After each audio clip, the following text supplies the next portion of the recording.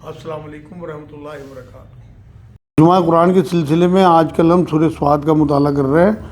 ابھی تک ہم شروع کے 4 رکوع آیت نمبر 64 تک ترجمہ اور تفسیر سمجھ چکے۔ آج آخری رکوع آیت نمبر 65 سے آیت نمبر آپ کے سامنے ہلکی پھلکی تفسیر اور ترجمہ پیش ہے۔ الحمدللہ رب العالمین والصلاۃ والسلام علی رسول الکریم وعلی آلہ وصحبہ اجمعین، اما بعد۔ اعوذ باللہ من الشیطان الرجیم، بسم اللہ الرحمن الرحیم۔ رب اشرح لی صدری ویسر لی امری واحلل عقدۃ من لسانی یفقہوا قولی۔ سبحان ربک رب العزۃ عما یصفون وسلام علی المرسلین والحمدللہ رب العالمین۔ سورہ صاد پارہ 23 آیت نمبر 65۔ کہہ دیجئے کہ میں تو صرف خبردار کرنے والا ہوں اور بجز اللہ واحد غالب کے اور کوئی لائق عبادت نہیں۔ مطلب تم جو سوچتے ہو میں وہ نہیں ہوں، بلکہ میں تو تمہیں ڈرانے اور خوشخبری دینے والا ہوں، اللہ کی طرف سے طے ہوا ہوا رسول ہوں۔ جو پروردگار ہے آسمانوں کا اور زمین کا اور جو کچھ ان کے درمیان ہے، وہ زبردست اور بڑا بخشنے والا ہے۔ مطلب اللہ جو ہے وہی مالک ہے ہر چیز کا، اور وہی جاننے والا ہے جو اور زبردست اور بڑا بخشنے والا۔ اللہ اگر کوئی توبہ کرے اور اس کی طرف رجوع کرے تو معاف کر دیتا ہے۔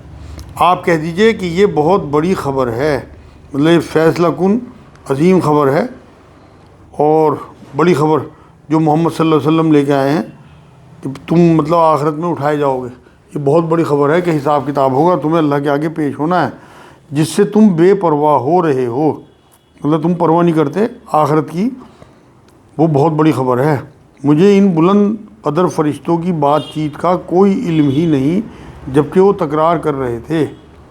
مطلب فرشتے جو ہیں آپس میں تکرار کرتے تھے، مطلب اللہ سے نہیں، معاذ اللہ، کہ کسے کیا سزا ملے گی اور کس کا فیصلہ لے کے جانا ہوگا، یہ آپس میں وہ بحث کرتے تھے، بات کرتے تھے، یا انسان کی تخلیق کے بارے میں۔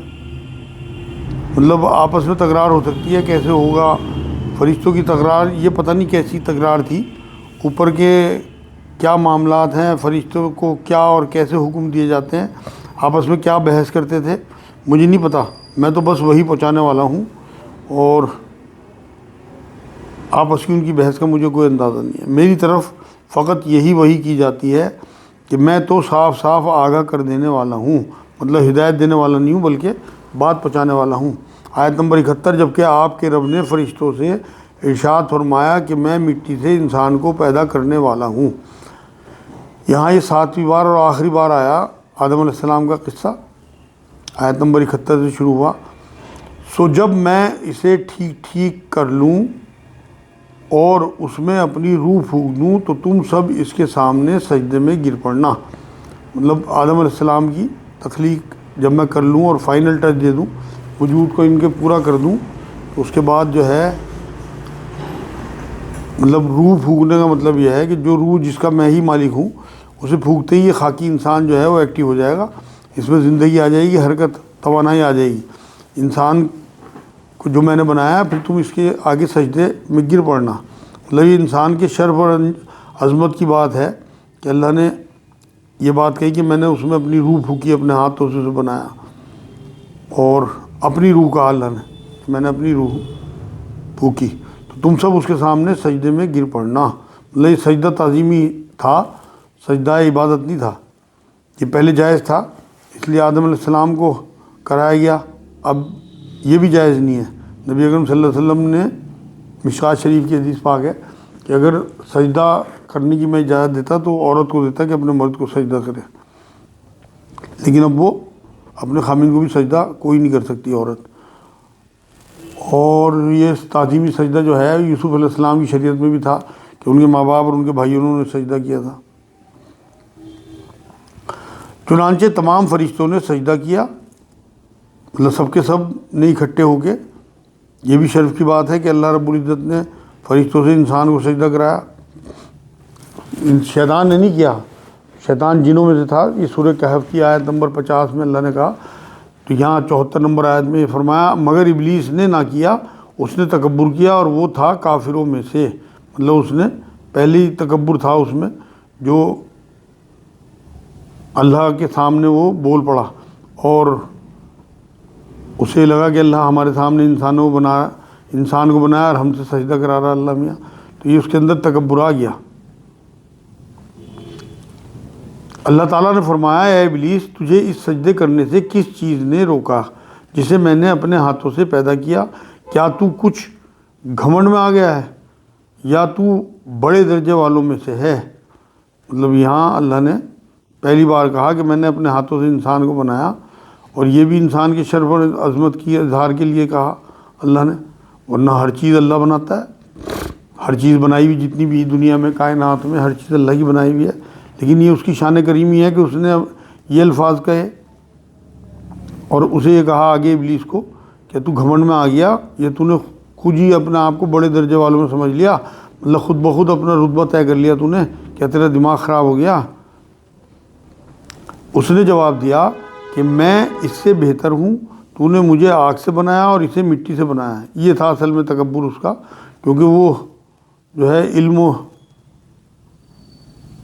اس کے اندر علم تو تھا نہیں، صرف جسم دیکھ سکتا تھا، روح تو نہیں دیکھ سکتا تھا۔ دوسرے یہ کہنا کہ میں نے اپنے ہاتھوں سے مٹی سے بنایا، تو یہ مٹی کے لیے بھی شرف کی بات ہے جو اللہ نے کہا۔ تو یہاں اس نے اسی بات کو دہرایا اللہ کی کہ تو نے مجھے آگ سے پیدا کیا۔ ابلیس نے سمجھا تھا کہ آگ مٹی سے زیادہ افضل ہے، اس لیے پیدائش میں بہتر ہوں۔ یہی بات ہم میں بھی ہے کہ فلاں خاندان یا فلاں برادری کمتر ہے، ہم بڑے ہیں، ہماری برادری بڑی ہے، تو یہ سب ابلیسیت ہے۔ جس کے دماغ میں بھی اس طرح کی بات آئے کہ میں افضل ہوں یا میں بڑا ہوں، تو وہ ابلیسیت ہے۔ تو یہاں اللہ رب العزت نے اسی کی مثال دی، ارشاد ہوا کہ تو یہاں سے نکل جا، تو مردود ہوا، مطلب رحمت سے دور کر دیا گیا اللہ کی، اور تجھ پر قیامت کے دن تک میری لعنت و پھٹکار ہے۔ مطلب قیامت کے دن تک جو ہے وہ اللہ کی رحمت سے دور کر دیا گیا۔ تو کہنے لگا میرے رب مجھے لوگوں کے اٹھ کھڑے ہونے کے دن تک مہلت دے، مطلب سب کو موت آئے مگر مجھے قیامت تک زندگی دے۔ اللہ تعالیٰ نے فرمایا تو مہلت والوں میں سے ہے، مطلب جا تجھے مہلت دی، گرانٹیڈ، جیسے کوئی کہہ دیتا ہے نا کوئی مالک ہو کہ ہاں بھائی چل دیا، تو نے جو مانگا وہ تجھے دیا، تو اس طرح سے اللہ رب العزت نے کہا جا تجھے میں نے مہلت دے دی جو تو مانگ رہا، متعین وقت کے دن تک، مطلب قیامت تک، خاص وقت تک کے لیے، ہمیشہ کے لیے نہیں دی۔ کہنے لگا پھر تو تیری عزت کی قسم میں ان سب کو یقیناً بہکا دوں گا، مطلب جب تو نے مہلت دے ہی دی تو میں انہیں گمراہ کروں گا تیرے بندوں کو، مطلب گمراہ ہو کے دشمنی میں اتر، یا جرت کر بیٹھا، چیلنج دے دیا اللہ رب العزت کو۔ بجز تیرے ان بندوں کے جو تیرے چہتے اور پسندیدہ ہوں، مطلب اللہ جو ہے وہ ایسوں کو اپنا بناتا ہے جو خود اس کے پسندیدہ بننا چاہتے ہیں، زبردستی اللہ کسی کو ہدایت نہیں دیتا۔ تو مصیبت ہو یا امن ہو، جیسے حضرت ابراہیم علیہ السلام ہر بات میں اللہ رب العزت کا حکم مانتے رہے، تو جو لوگ بھی یہاں اللہ کا حکم مانتے رہتے ہیں تو وہ اپنے آپ کو خالص کرتے رہتے ہیں، تو پھر اللہ انہیں چن لیتا ہے جو صراط مستقیم پہ ہو، سمجھ والوں کو، طلب والوں کو، ان پہ زور نہیں چلتا شیطان کا۔ جیسے میں نے ابراہیم علیہ السلام کی مثال دی، اور نبی اکرم صلی اللہ علیہ وسلم، یا اور بھی بہت۔ اب جب یہ اسماعیل علیہ السلام کو لے کے چلے تو یہ گمراہ کرنے کے لیے آ گیا تھا شیطان انسانی شکل میں، اور کہہ رہا تھا کہ مطلب کہاں لے کے جا رہا اولاد کو ذبح کرے گا، تو انہوں نے کہا چل مردود، میرے اللہ کا حکم ہے تو میں تو تیری بات نہیں سنوں گا، تو اسے بلکہ دھکیا دیا تھا انہوں نے۔ تو اس طرح کے جو معاملے ہوں، سمجھ آتی ہے بات کہ یہ اللہ کی طرف سے ہے یا یہ شیطان اپنی طرف سے کچھ نہ کچھ یہ کر رہا۔ فرمایا سچ تو یہ ہے اور میں سچ ہی کہا کرتا ہوں، اللہ رب العزت نے کہا کہ میں حق ہوں اور کہتا بھی میں حق ہی بات، کہ تجھ سے اور تیرے تمام ماننے والوں سے میں بھی جہنم کو بھر دوں گا۔ یہ ہے انجام شیطان اور اس کی پٹی میں آنے والوں کا، کہ اللہ نے یہ کہا کہ میں حق ہوں اور میں بات سچ کہتا ہوں، اور جو میں نے کہہ دیا وہ پکا ہے کہ میں تجھے اور تیرے چاہنے والوں کو، یا تیری پٹی پہ جو چل گئے، جو تیرے بتانے والے راستے پہ چلے، میں انہیں جہنم کو بھروں گا ان سے۔ آیت نمبر 86 کہہ دیجئے کہ میں تم سے اس کی کوئی بدلہ طلب نہیں کرتا اور نہ میں تکلف کرنے والوں میں سے ہوں، مطلب تبلیغ قرآن یا دین کا کوئی بھی مطالبہ میں تمہارے سے نہیں کرتا۔ یہ اللہ رب العزت نے ہر نبی سے کہلوائی یہ بات یہ باتیں جو دین کی میں تمہیں بتاتا ہوں اس کی کوئی اجرت نہیں، غیب کی باتیں جو پچھلی باتیں آنے والی باتیں میں تمہیں بتا رہا ہوں، مخلوق سے نہ اجرت نہ امید۔ میرے جو استاد ہیں عرفان الحق صاحب یہ کہتے ہیں اگر آپ مخلوق کی خدمت کر کے ان سے کسی قسم کی کوئی امید رکھتے ہیں، عزت کی، کسی تحفے کی، کسی مال کی، تو وہ بھیک ہے، کیونکہ آپ اللہ کے لیے اگر کوئی کام کر رہے ہیں تو آپ کے ذہن میں کوئی اجرت نہیں ہونی چاہیے کہ وہ آپ کی عزت کریں یا آپ کی تعریفیں کریں یا آپ کے لیے کچھ تحفے لائیں یا آپ کی دعوتیں کریں یا آپ کی تعظیم کریں کہ آپ آئیں تو کھڑے ہو جائیں۔ نبی تو پسند ہی نہیں کرتے تھے کہ جب نبی آئیں تو ان کے سامنے صحابہ کرام کھڑے ہوں، بلکہ سختی سے منع کر رکھا تھا۔